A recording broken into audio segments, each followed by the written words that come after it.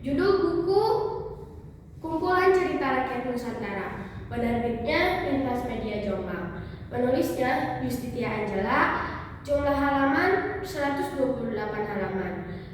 Judul cerita yang sudah saya baca ini adalah Timun Emas. Selamat mendengarkan. Dahulu di Jawa Tengah ada seorang janda, Mbok Rondo namanya. Pekerjaannya hanya mencari kayu di hutan. Sudah lama sekali Mbok Rondo ingin mempunyai anak, tapi dia hanya seorang janda miskin. Lagi pula sudah tua, mana bisa ia mendapatkan anak. Pada suatu hari, Mbok Rondo duduk beristirahat sambil mengeluh. Seandainya aku mempunyai anak, hidupku agar ringan sebab ada yang membantuku bekerja. Tiba-tiba bumi bergetar seperti ada gempa bumi. Di depan Mbok Rondo muncul raksasa bertubuh besar dan wajahnya menyeramkan. Mbok Rondo takut melihatnya. "Hai Mbok Rondo, kamu menginginkan anak ya? Aku bisa mengabulkan keinginanmu," kata raksasa itu dengan suara keras. "Benarkah?" tanya Mbok Rondo. Rasa takut mulai menghilang. "Benar, tapi ada syaratnya. Kalau anakmu sudah berumur 16 tahun, kau harus menyerahkan kepadaku. Dia akan kujadikan santapanku," jawab raksasa itu. Karena begitu dia ingin punya anak, maka Mbok Rondo tidak berpikir panjang lagi. Yang penting saja segera punya anak. "Baiklah, aku tidak keberatan," jawab Mbok Rondo. Kemudian raksasa itu memberi biji mentimun kepada Mbok Rondo. Mbok Rondo segera pulang dan menanam benih itu di halaman belakang. 2 minggu kemudian, tanaman itu sudah berbuah. Di antara buah mentimun yang tumbuh, ada satu buah yang sangat besar. Warnanya kekuningan. Kalau tertimpa matahari, buah itu berkilau seperti emas. Mbok Rondo memetik buah itu yang paling besar. Mbok Rondo mengambil pisau dan membelah buah itu, lalu membukanya dengan hati-hati. Astaga, ternyata ada seorang bayi perempuan yang cantik. Mbok Rondo sangat gembira. Ia menamakan bayi itu Timun Emas. Hari, bulan, dan tahun pun berganti. Timun Emas pun menjadi seorang gadis jelita. Mbok Rondo sangat menyayangi Timun Emas. Pagi itu sangat cerah. Mbok Rondo dan Timun Emas bersiap pergi ke hutan untuk mencari kayu. Tiba-tiba, bum, bum, bum, bumi bergetar, lalu disusur suara tawa menggelegar. "Wah, celaka!" Tiba-tiba Mbok Rondo teringat janjinya. Cepat-cepat ia menyuruh Timun Emas bersembunyi di kolong tempat tidur. "Hai Mbok Rondo, keluarlah, aku datang untuk menagih janji," kata raksasa itu. Mbok Rondo keluar menemuinya. "Aku tahu kedatanganmu kemari untuk mengambil Timun Emas. Berilah aku 2 tahun lagi. Kalau Timun Emas aku berikan sekarang, tentu kurang lezat untuk disantap." "Benar juga. Baiklah, 2 tahun lagi aku akan datang. Kalau bohong, kamu akan kutelan mentah-mentah," ancam raksasa itu sambil ketawa. Raksasa itu pergi meninggalkan rumah Mbok Rondo. Mbok Rondo menghela napas lega. Kemudian ia menghampiri anaknya yang masih bersembunyi di kolong tempat tidur. "Anakku, keluarlah, raksasa itu sudah pergi," kata Mbok Rondo. "Aku tadi mendengar percakapan ibu dengan raksasa itu. Rupanya raksasa itu menginginkanku," kata Timun Emas. "Benar, anakku, tapi ibu tidak rela kamu menjadi santapan raksasa itu," kata Mbok Rondo sambil memeluk Timun Emas. Air matanya berlinang di pipi. 2 tahun kemudian, Timun Emas sudah dewasa. Wajahnya semakin cantik, kulitnya kuning lansat, tapi Mbok Rondo cemas jika teringat akan janjinya kepada raksasa. Pada suatu malam, ketika Porondo sedang tidur, ia mendengar suara gaib dalam mimpinya. "Hai Porondo, kalau ingin anakmu selamat, mintalah bantuan kepada seseorang pertapa di Bukit Gandul." Esok harinya, Porondo pergi ke Bukit Gandul. Di sana ia bertemu seorang pertapa. Pertapa itu memberikan 4 bungkusan kecil yang isinya biji timun, jarum, garam, dan terasi. Porondo menerimanya dengan rasa heran. Sang pertapa menerangkan khasiat benda-benda itu.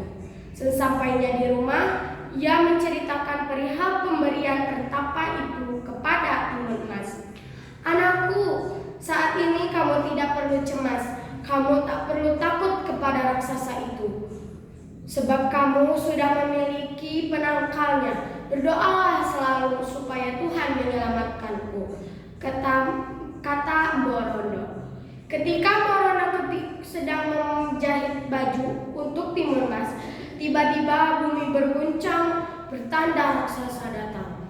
"Ho ho ho ho, mana Timun Emas? Ayo cepat serahkan dia kepadaku.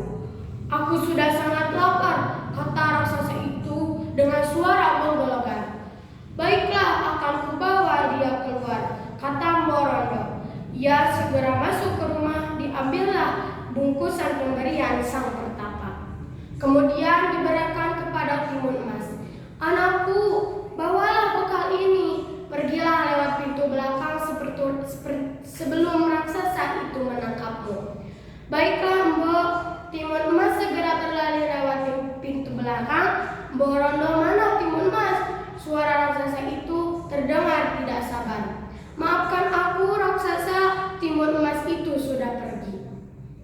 "Apa kau bilang?" geram raksasa itu. Namun berkat kesaktiannya, raksasa itu dapat melihat Timun Emas yang sedang melarikan diri. Tanpa berkata-kata lagi, si raksasa langsung mengejar Timun Emas. "Walau lari ke ujung dunia, aku pasti mengejarmu," teriakan raksasa. Karena terus-menerus berlari, Timun Emas mulai kelelahan. Dalam keadaan terdesak, Timun Emas teringat akan bungkusan pemberian pertapa. Cepat ia ditaburkan biji mentimun di sekitarnya. Sungguh ajaib. Mentimun itu langsung tumbuh dengan lebat, buahnya besar-besar. Raksasa itu berhenti ketika melihat buah mentimun di hadapannya. Dengan rakus, ia segera melahap buah yang ada sampai tak satu pun tersisa. "Ha ha ha ha, buah mentimun ini dapat menambah tenaga," kata si raksasa. Setelah kenyang, raksasa itu kembali mengejar Timun Emas. Pada saat itu juga, Timun Emas membuka bungkusan dan menaburkan jarum ke tanah. Sungguh ajaib, jarum-jarum itu berubah menjadi hutan bambu yang lebat. Raksasa itu berusaha menebusnya, namun tubuh dan kakinya terasa sakit karena tergores dan tertusuk bambu yang patah. Ia pantang menyerah dan berhasil melewati hutan bambu itu, terus mengejar Timun Emas. "Hai Timun Emas, jangan harap kau bisa lolos," seru si raksasa sambil membungkuk untuk menangkap si Timun Emas. Dengan sigap, Timun Emas melompat ke samping dan berkeliling menghindar. "Oh, hampir saja aku tertangkap." Timun Emas terengah-engah, keringat mulai membasahi tubuhnya. Ia ingat pada bungkusan pemberian pertapa yang tinggal 2 itu. Isinya garam dan terasi. Ia segera membuka tali pengikat bungkusan garam. Garam itu ditaburkan ke arah si raksasa. Seketika, butiran garam itu berubah menjadi lautan. Raksasa itu sangat terkejut karena tiba-tiba tubuhnya tercebur ke dalam laut. Tapi, berkat kesaktiannya, ia berhasil berenang ke tepi.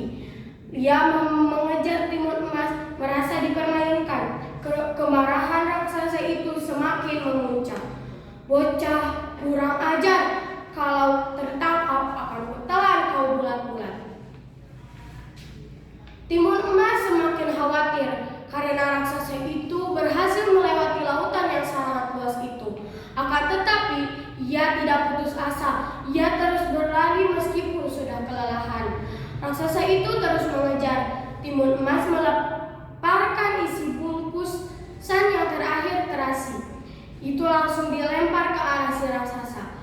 Tiba-tiba saja terbentuklah lautan lumpur yang mendidih. Raksasa itu terkejut sekali. Dalam sekejap tubuhnya ditelan lumpur. Dengan segala upaya ia berusaha menyelamatkan diri. Ia meronta-ronta, tapi usahanya sia-sia. Tubuhnya pelan-pelan tenggelam ke dasar. Timun emas, tolonglah aku. Aku berjanji tidak akan memakanmu. Raksasa itu meminta belas kasihan. Tapi lumpur panas itu menelan tubuh si raksasa. Kini timun emas bisa bernapas lega karena selamat dari bahaya maut. Ia segera berjalan ke arah rumahnya. Dari kejauhan nampak Borondo berlari ke arah timun emas. Kiranya wanita itu mengkhawatirkan keselamatan anaknya. Syukurlah anakku, ternyata Tuhan masih melindungimu, kata Borondo setelah keduanya saling mendekat. Mereka berpelukan dengan rasa haru dan bahagia. Sekian dari saya. Mohon maaf bila ada salah.